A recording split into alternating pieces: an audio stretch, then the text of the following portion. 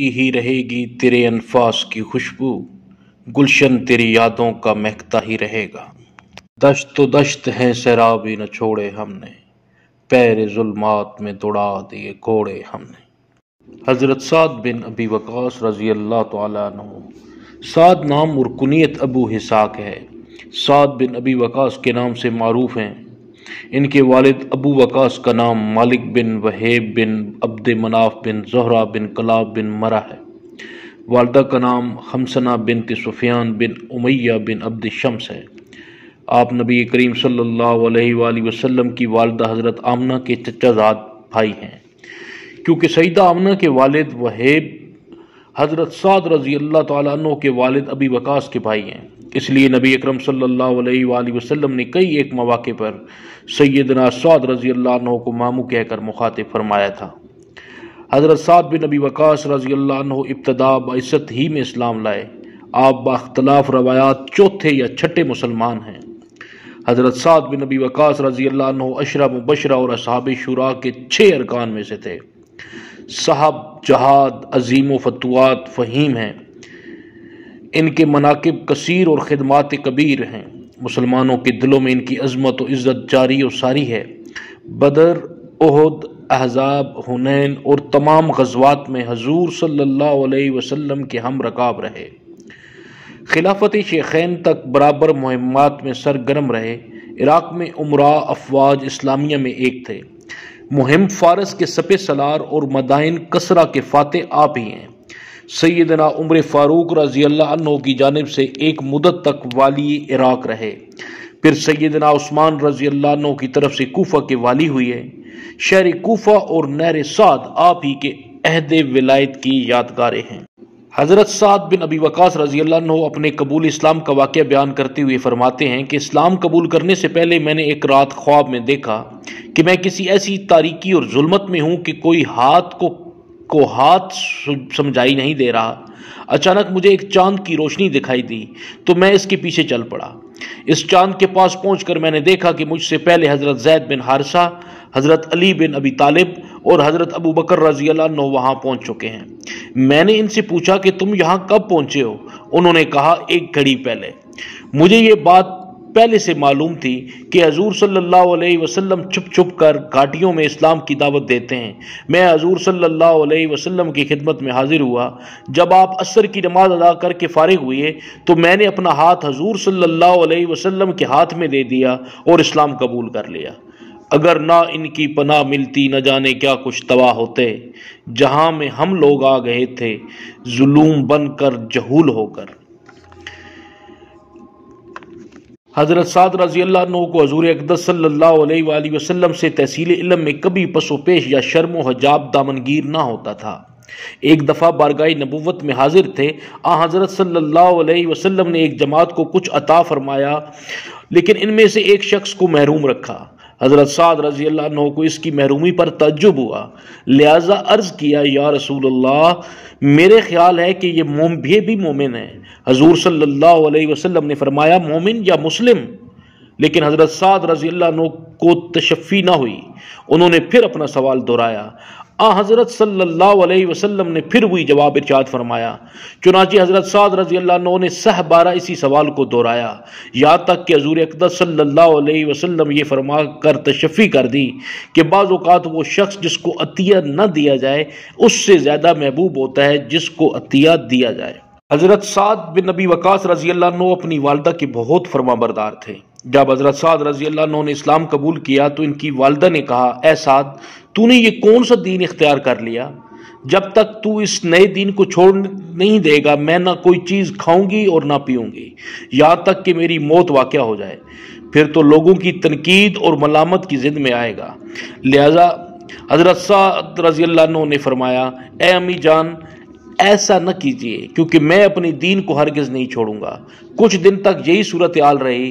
حضرت سعد رضی اللہ عنہ کی والدہ نے کھانے پینے سے مکمل بائیکاٹ کیے رکھا اور انتہائی کمزوری اور لاغری کا شکار ہو گئی، لیکن حضرت سعد رضی اللہ عنہ پر اس کا کوئی اثر نہ ہوا۔ لہذا انہوں نے اپنی والدہ سے کہا کہ اگر آپ کی 1000 جانیں بھی ہوتی اور وہ ایک ایک کر کے نکل جاتی تو پھر بھی میں اپنے دین کو نہ چھوڑتا۔ جب ان کی والدہ نے ان کے جذبات کو ملاحظہ کیا تو بائیکاٹ ختم کر دیا اور کھانا پینا شروع کر دیا۔ اس موقع پر اللہ تعالیٰ نے مندرجہ ذیل آیت مبارکہ کو نازل فرمایا، وَإِن جَاهَدَاكَ عَلَىٰ أَن تُشْرِكَ بِي مَا لَيْسَ لَكَ بِهِ عِلْمٌ فَلَا تُطِعْهُمَا وَصَاحِبْهُمَا فِي الدُّنْيَا مَعْرُوفًا۔ سورہ لقمان آیت نمبر 15۔ ترجمہ: اور اگر وہ تیرے در پہ ہوں کہ تو میرے ساتھ کسی ایسی چیز کو شریک کرے جس کا تجھے کبھی بھی علم نہیں تو ان کا کہنا نہ ماننا، ہاں دنیا کے کاموں میں ان کا اچھی طرح ساتھ دینا۔ اسلام کے لیے پہلا خون۔ ابتدائی اسلام میں جب حضور اقدس صلی اللہ علیہ وسلم کے صحابہ نماز پڑھنے کا ارادہ کرتے تو چھپ کر کاٹیوں اور پہاڑوں کی اوٹ میں نماز ادا کیا کرتے تھے۔ ایک مرتبہ حضرت سعد بن ابی وقاص رضی اللہ عنہ بھی صحابہ کرام رضی اللہ عنہ کی ایک جماعت میں مکہ کی کسی کاٹی میں نماز ادا کر رہے تھے کہ اچانک کہیں سے مشرکین کا ایک گروہ آ نکلا۔ انہوں نے مسلمانوں کا تمسخر اڑایا اور اسلام کا مذاق اڑانا شروع کر دیا، یہاں تک کہ نوبت قتل و قتال تک پہنچ گئی۔ اس لڑائی میں حضرت سعد رضی اللہ عنہ نے ایک مشرک کو اس زور سے اونٹ کی ہڈی رسید کی کہ اس کا سر پھٹ گیا۔ یہ پہلا خون تھا جو اسلام کی خاطر بہایا گیا۔ حضرت سعد بن ابی وقاص رضی اللہ عنہ کے زہد و تقوی کا یہ حال تھا کہ جس وقت دنیا اسلام حکومت و بادشاہت کے جھگڑوں میں مبتلا تھی، اس وقت وہ مدینہ کے ایک گوشے میں بیٹھے ہوئے اس فتنے سے محفوظ رہنے کی دعائیں مانگ رہے تھے، اور جو کوئی ان جھگڑوں سے متعلق پوچھتا تو فرماتے کہ میں نے رسول اللہ صلی اللہ علیہ وسلم سے سنا ہے کہ میرے بعد عنقریب ایک فتنہ برپا ہوگا جس میں سونے والا بیٹھنے والے سے بہتر ہوگا اور بیٹھنے والا کھڑے ہونے والے سے اور کھڑا ہونے والا چلنے والے سے اچھا ہوگا۔ حضرت سعد بن ابی وقاص رضی اللہ عنہ کے بیٹے حضرت مصعب رحمۃ اللہ علیہ فرماتے ہیں کہ جب میرے والد کی جان نکل رہی تھی تو ان کا سر میری گود میں تھا، میری آنکھوں میں آنسو آ گئے۔ انہوں نے میری طرف دیکھا اور فرمایا، اے میرے بیٹے کیوں روتے ہو؟ میں نے کہا، آپ کے مقام کی وجہ سے اور آپ کو دنیا سے رخصت ہوتے دیکھ کر رو رہا ہوں۔ میرے والد نے مجھے کہا، مت روئیں، کیونکہ اللہ تعالیٰ مجھے کبھی عذاب نہیں دیں گے اور میں یقیناً جنت والوں میں سے ہوں۔ مومن بندے جب تک اللہ تعالیٰ کے لیے عمل کریں، اللہ تعالیٰ مومنین کو ان کی نیکیوں کا بدلہ دے گا اور کفار کی نیکیوں کی وجہ سے ان کے عذاب میں تخفیف ہوگی، اور وہ مومنین کے وہ عمل جو انہوں نے اللہ کے لیے کیے تھے جب وہ ختم ہو جائیں گے تو ان سے کہا جائے گا جس کے لیے عمل کیا تھا ہر ایک اس کا ثواب بھی اس سے لے لے۔ ایک مرتبہ حضرت سعید بن مسیب رحمۃ اللہ علیہ نے حضرت سعد بن مالک رضی اللہ عنہ سے کہا، میں آپ سے کچھ پوچھنا چاہتا ہوں لیکن آپ سے ڈر بھی لگتا ہے۔ حضرت سعد رضی اللہ عنہ نے کہا، اے میرے بھتیجے مجھ سے نہ ڈرو، جب تمہیں معلوم ہو کہ وہ چیز مجھے معلوم ہے تو تم مجھ سے ضرور پوچھ لو۔ حضرت سعید بن مسیب رحمۃ اللہ علیہ نے عرض کیا، جب غزوہ تبوک میں حضور صلی اللہ علیہ وآلہ وسلم اپنے پیچھے حضرت علی رضی اللہ عنہ کو چھوڑ کر گئے تھے تو ان سے کیا فرمایا تھا؟ حضرت سعد رضی اللہ تعالیٰ عنہ نے کہا، حضور صلی اللہ علیہ وسلم نے فرمایا تھا کہ اے علی رضی اللہ تعالیٰ عنہ، کیا تم اس بات پر راضی نہیں ہو کہ تم میرے لیے ایسے ہو جاؤ جیسے کہ حضرت ہارون علیہ السلام حضرت موسیٰ علیہ السلام کے لیے تھے، کہ طور پر جاتے وقت حضرت موسیٰ علیہ السلام حضرت ہارون علیہ السلام کو پیچھے چھوڑ گئے تھے۔ لہذا حضرت سعد بن ابی وقاص ایک مرتبہ فرماتے ہیں کہ جب وہ حضور اقدس صلی اللہ علیہ وآلہ وسلم کے ساتھ ایک صحابیہ عورت کے پاس تشریف لے گئے اور اس کے سامنے کچھ کھجوروں کی گٹھلیاں یا کنکریاں رکھی ہوئی تھیں جس پر وہ تسبیح پڑھ رہی تھی۔ حضور صلی اللہ علیہ وسلم نے فرمایا کہ میں تجھے ایسی چیز بتاؤں جو اس گننے سے زیادہ آسان ہو؟ فرمایا اس سے، اور یہ بھی فرمایا کہ اس سے افضل بھی ہو؟ تو وہ پڑھ کر فرمایا، سبحان اللہ عدد ما خلق فی السماء، سبحان اللہ عدد ما خلق فی الارض، سبحان اللہ عدد ما بین ذالک والحمد للہ مثل ذالک وان لا الہ الا اللہ ولا الہ الا اللہ مثل ذالک ولا حول ولا قوت مثل ذالک۔ ترجمہ: اللہ کی تعریف اس مخلوق کے بقدر جو اس نے آسمانوں میں پیدا کی اور اس مخلوق کے بقدر جو اس نے زمین میں پیدا کی، اور اس مخلوق کے بقدر جو ان دنوں زمینوں آسمانوں کے درمیان ہے، اور اس مخلوق کے بقدر جسے وہ پیدا کرنے والا ہے، اور اس سب کے برابر اللہ اکبر، اور سب کے برابر الحمدللہ، اور اس سب کے برابر لا الہ الا اللہ، اور اس سب کے برابر لا حول ولا قوت الا باللہ۔ ایک مرتبہ حضرت سعد بن ابی وقاص رضی اللہ تعالیٰ عنہ کے پاس ایک آدمی آیا اور اس نے یہ شعر پڑھے۔ حضرت سعد رضی اللہ عنہ بیماری کی وجہ سے اس لڑائی میں شریک نہیں ہو سکتے تھے، جس پر اس نے یہ اشعار طنزاً پڑھے، جس کا ترجمہ ہے: ہم نے تو جنگ اس لیے کر رہے تھے تاکہ اللہ تعالیٰ اپنی مدد نازل فرمائے۔ اور حضرت سعد رضی اللہ عنہ قادسیہ کے دروازے سے چمٹے کھڑے رہے۔ جب ہم واپس آئے تو بہت سی عورتیں بیوہ ہو چکی تھیں، لیکن حضرت سعد کی بیویوں میں سے کوئی بھی بیوہ نہیں ہوئی۔ جب حضرت سعد رضی اللہ عنہ کو ان اشعار کا پتہ چلا تو انہوں نے ہاتھ اٹھا کر دعا مانگی: اے اللہ، اس کی زبان اور ہاتھ کو مجھ سے تو جس طرح چاہے روک دے۔ چنانچہ جنگ قادسیہ کے دن اسے ایک تیر لگا جس سے اس کی زبان کٹ گئی اور ہاتھ بھی کٹ گیا اور وہ قتل بھی ہو گیا۔ ایک روایت میں آتا ہے کہ ایماندار لوگوں کو بتانے کے لیے حضرت سعد رضی اللہ عنہ نے فرمایا: مجھے اٹھا کر دروازے کے پاس لے چلو۔ چنانچہ لوگ انہیں اٹھا کر باہر لائے۔ پھر انہوں نے اپنی پشت سے کپڑا اٹھایا تو اس پر بہت سے زخم تھے، جنہیں دیکھ کر تمام لوگوں کو پورا یقین ہو گیا کہ یہ واقعی معذور تھے اور کوئی بھی انہیں بزدل نہیں سمجھتا تھا۔ حضرت سعد بن ابی وقاص رضی اللہ عنہ فرماتے ہیں کہ میں نے غزوہ احد میں حضور صلی اللہ علیہ وسلم کے دائیں اور بائیں طرف سفید کپڑوں میں ملبوس دو ایسے آدمیوں کو دیکھا جنہیں نہ پہلے کبھی دیکھا تھا اور نہ بعد میں کبھی دیکھ سکا۔ ان میں سے ایک حضرت جبرائیل علیہ السلام اور دوسرے حضرت میکائیل علیہ السلام تھے۔ امام نودی رحمۃ اللہ علیہ شرح مسلم میں فرماتے ہیں: اس حدیث سے معلوم ہوتا ہے کہ فرشتوں کو دیکھنا انبیاء کے ساتھ خاص نہیں بلکہ صحابہ اور اولیاء بھی انہیں دیکھ سکتے ہیں۔ اور اس حدیث میں حضرت سعد بن ابی وقاص رضی اللہ عنہ کی ایک فضیلت یہ بھی ہے کہ انہوں نے فرشتوں کو بھی دیکھا ہے۔ صحیح مسلم کی ایک روایت میں یہ بھی ہے کہ وہ فرشتے پوری تندہی کے ساتھ حضور صلی اللہ علیہ وآلہ وسلم سے جنگ لڑ رہے تھے۔ حضرت سعد رضی اللہ عنہ فرماتے ہیں کہ غزوہ احد میں ایک کافر بڑھ چڑھ کر مسلمانوں پر حملہ کر رہا تھا اور اس نے کافی نقصان پہنچایا تھا۔ اس صورتحال کو دیکھ کر حضور اقدس صلی اللہ علیہ وسلم نے مجھے فرمایا: اے سعد، تیر چلاؤ، میرے ماں باپ تم پر قربان ہوں۔ چنانچہ میں نے اسے ایک تیر مارا جو اس کے پہلو میں لگا اور وہ مردار ہو کر ایسا گرا اس کا ایک سطر بھی کھل گیا۔ اس کی ہلاکت کی خوشی میں حضور صلی اللہ علیہ وآلہ وسلم مسکرائے، حتیٰ کہ آپ کے دندان مبارک نظر آنے لگے۔ جس طرح پہلے بتایا گیا تھا کہ آپ پہلے تیر انداز بھی تھے۔ حضرت سعد بن ابی وقاص رضی اللہ عنہ نے ایک مرتبہ ارشاد فرمایا کہ خدا کی قسم، اللہ کے راستے میں تیر چلانے والا پہلا شخص میں ہوں۔ ہم رسول اللہ صلی اللہ علیہ وسلم کے ساتھ جہاد کیا کرتے تھے اور ہمارے پاس کھانے کے لیے حبلہ اور کیکر کی پتیوں کے سوا کوئی چیز نہ ہوتی تھی، یہاں تک کہ ہم لوگ بکری کے مینگنوں کی طرح کا پاخانہ کیا کرتے تھے۔ پھر اب بنو اسد والے مجھے دین کے بارے میں ملامت کرتے ہیں اور تنقید کا نشانہ بناتے ہیں کہ میں نہ مرد ہو گیا ہوں نہ مردار ہو گیا اور میرے اعمال ضائع ہو گئے۔ حضرت خسیمہ بن ابی صبرہ فرماتے ہیں کہ جب میں مدینے آیا تو میں نے اللہ تعالیٰ سے دعا کی کہ مجھے کوئی صالح ہم نشین میسر ہو جائے۔ اللہ تعالیٰ نے مجھے حضرت ابو ہریرہ رضی اللہ عنہ کی مجلس عطا فرمائی۔ میں ان کی خدمت میں حاضر ہوا اور میں نے ان سے کہا کہ میں نے اللہ تعالیٰ سے دعا کی تھی کہ مجھے کوئی صالح ہم نشین مل جائے۔ اللہ تعالیٰ نے مجھے آپ کی صحبت میں سے سرفراز فرما دیا ہے۔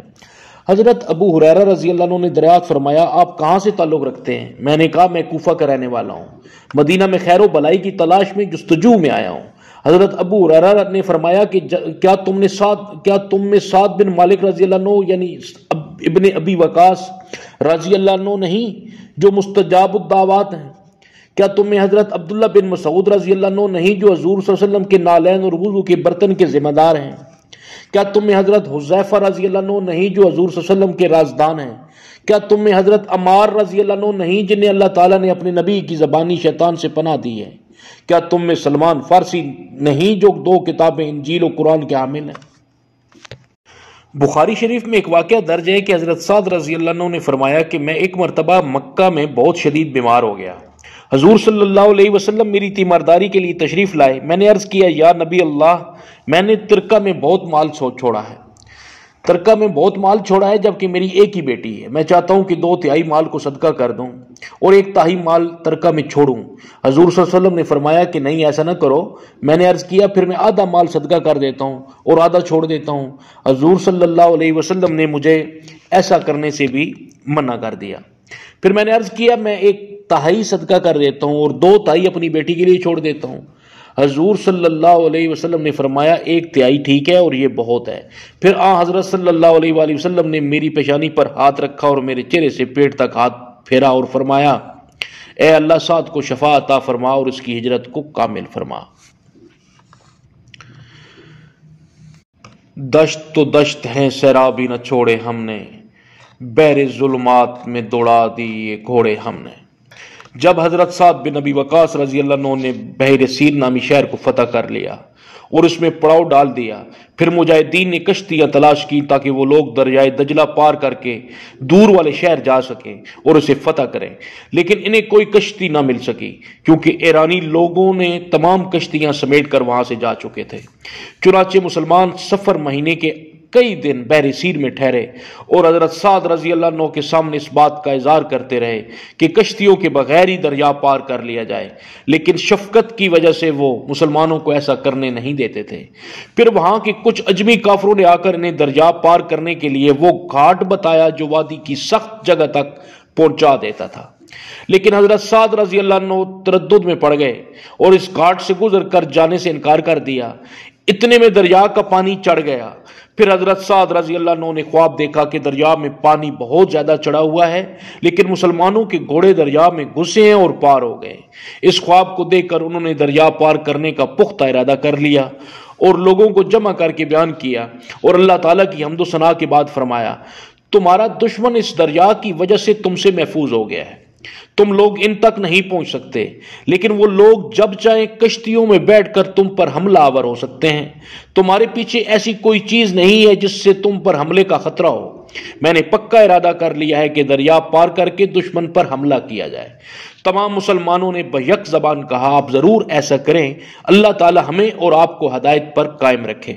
پھر سعد رضی اللہ عنہ نے لوگوں کو دریا پار کرنے کی دعوت دیتے ہوئے فرمایا آپ لوگوں میں کون اس بات کے لیے تیار ہے کہ پہل کرے اور دریا پار کر کے گھاٹ کے دوسرے کنارے پر قبضہ کر لے اور اس کنارے کی دشمن سے حفاظت کرے تاکہ دشمن مسلمانوں کو اس کنارے تک پہنچنے سے نہ روک سکے۔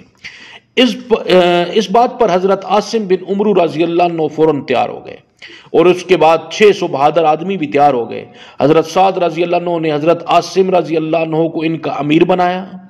حضرت عاصم رضی اللہ عنہ کو ان کو لے کر چلے، پھر دجلہ کے کنارے کھڑے ہو کر اپنے ساتھیوں سے کہا آپ میں سے کون میرے ساتھ چلنے کو تیار ہے تاکہ گھاٹ کے پرلے کنارے کو دشمن سے محفوظ کر لیا جائے۔ اس پر ان میں سے 60 آدمی تیار ہو گئے۔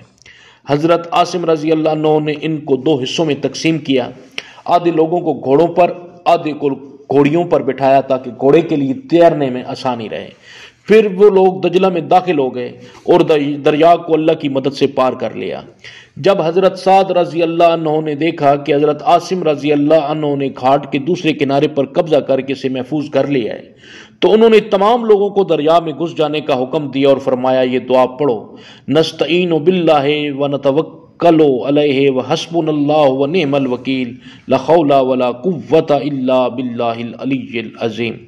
ہم اللہ سے مدد طلب کرتے ہیں اور اسی پر بھروسہ کرتے ہیں، اللہ ہمیں کافی ہے اور بہترین کارساز ہے۔ گناہوں سے بچنے کی قوت اور نیکی کرنے کی طاقت اللہ ہی کی طرف سے ہے جو بلند و برتری اور عظمت والا ہے۔ لشکر کے اکثر لوگ ایک دوسرے کے پیچھے چلنے لگے اور گہرے پانی پر بھی چلتے رہے، حالانکہ دریائے دجلہ بہت جوش میں تھا اور بہت جھاگ پھینک رہا تھا اور ریت اور وہ دریا پار کرتے ہوئے ریت اور مٹی کی وجہ سے اس کا رنگ سیاہ ہو چکا تھا اور لوگوں کی 2-2 کی جوڑیاں بنی ہوئی تھیں اور وہ دریا پار کرتے ہوئے آپس میں یوں باتیں کر رہے تھے جس طرح زمین پر چلتے ہوئے کیا کرتے ہیں۔ ایران والے یہ منظر دیکھ کر حیران رہ گئے، کیونکہ انہیں وہم و گمان بھی نہیں تھا۔ وہ لوگ گھبرا کر ایسے بھاگے کہ اپنا اکثر مال وہاں ہی چھوڑ کر گئے، اور 16 ہجری صفر کے مہینے میں مسلمان اس شہر میں داخل ہوئے، اور کسریٰ کے خزانوں میں جو 3 ارب تھے ان پر مسلمانوں کا قبضہ ہو گیا، اور اس کے بعد کے بادشاہوں نے جو کچھ جمع کیا تھا اس پر بھی قبضہ ہو گیا۔ دشت تو دشت ہیں سیرابی نہ چھوڑے ہم نے، بحر ظلمات میں توڑا دیے گھوڑے ہم نے۔ حضرت سعد نے غزوہ احد کے ایک دن ایک تیر سے 3 کافروں کو قتل کیا، اور اس کی صورت یہ ہوئی کہ دشمن نے ان کی طرف تیر پھینکا، انہوں نے وہ تیر کافروں پر چلایا اور ایک کو قتل کر دیا۔ کافروں نے وہ تیر پھر ان پر چلایا، انہوں نے اس تیر کو لے کر کافروں پر دوبارہ چلا دیا اور ایک اور کافر کو قتل کر دیا۔ کافروں نے وہ تیر ان پر تیسری مرتبہ چلایا، انہوں نے پھر وہ تیر لے کر ان کافروں پر چلایا اور تیسرے کافر کو بھی واصل جہنم کر دیا۔